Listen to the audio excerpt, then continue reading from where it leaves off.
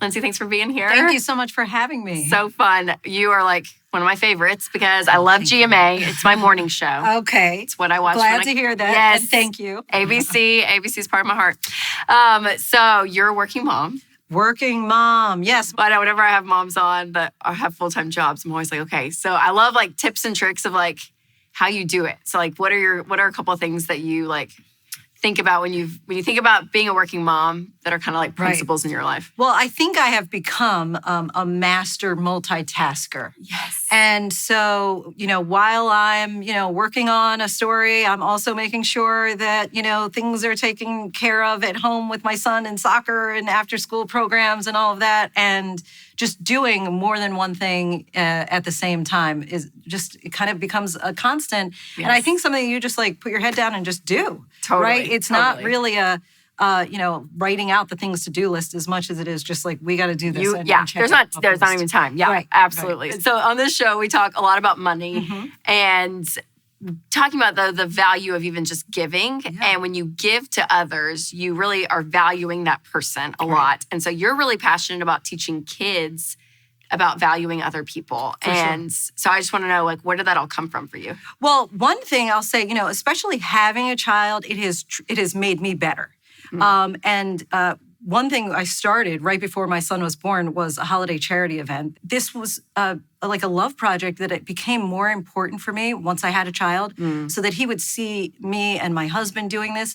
And so that now he's excited about giving. Yes. And, even we'll round up his toys and like things that he might not be using. And then we'll go out shopping and say like, well, what would you like? As a 4-year-old boy, what do you think that another 5-year-old boy would like? And then he has to give it away. The thing that he would like want the most and give it away. And I think that is what fulfillment is. That is what is really being rich, right? In the end, as long as your needs can be met, right? And then and that really is like the greatest thing, right? About when you have, and even when you don't have, but being able to give to other people. And I think that that's just such an important message. If there are like 3 things that I can impart to my son, that is one of the top ones. Yes. Oh, I love that. And living with that open hand. But you wrote a book, One Big Heart. Yes.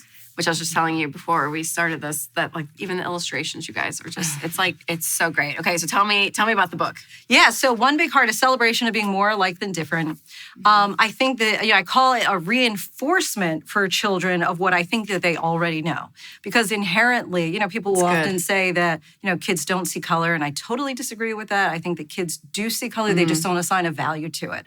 It's quite often adults who do that, and adults that make the different separation and like, oh, we're different because of this. And so because I do believe that kids see color, I wanted to create a book where we would talk about it. And it's not like the elephant in the room that you just like are like, well, they're too young to know and talk about. So it's like, hey, we do have different skin colors, and we have different features, and we have different likes and dislikes and personalities. We have different backgrounds and beliefs, right? But God gave us all this special gift. He gave us one big heart, and that's the most unique part, because that's where the love starts. Yes. Yes. That is so, so good. What it does, it's just like, it brings back the value system of like, I feel like what we were created with, right? And I feel like we get tainted in our culture and our world by everything from social media, all of it. And I'm like, no, when you go back to the basics of how you were created, like what you're saying, I'm like, it's just a beautiful thing. And to be able to instill that in your kids and letting them see the value in others. So how do we teach our kids to not assign a value to things that don't matter? I think that the main thing is exposure.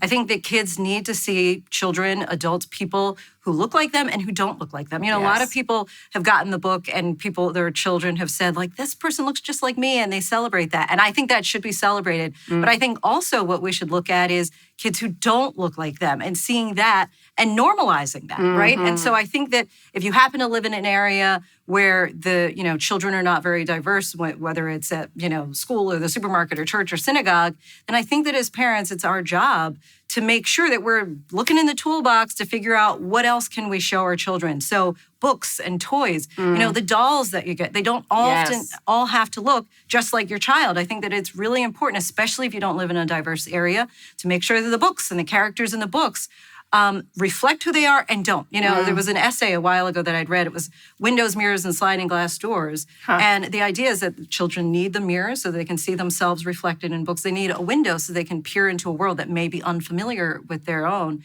And if that window really works, it's able to be a sliding glass door to transport them into that world, right? And so that's how we can see books as ways to expose our children. And I think that that's where it starts because, you know, as you look at like hate crimes that are on the rise in this country, for example, a lot of that I think comes from the unknown, fear of the unknown. And so if the child is exposed to people who have different cultures, different beliefs, different religions, I think that commonality, again, you won't decide it's this we versus them, us versus they attitude.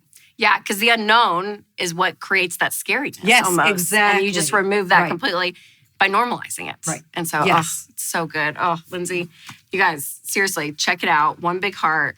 Beautiful, beautiful book. Not just the illustrations, but obviously the message that's in it is just absolutely fabulous. So thank you so much for coming on. I so appreciate it. And you can get this wherever books are sold.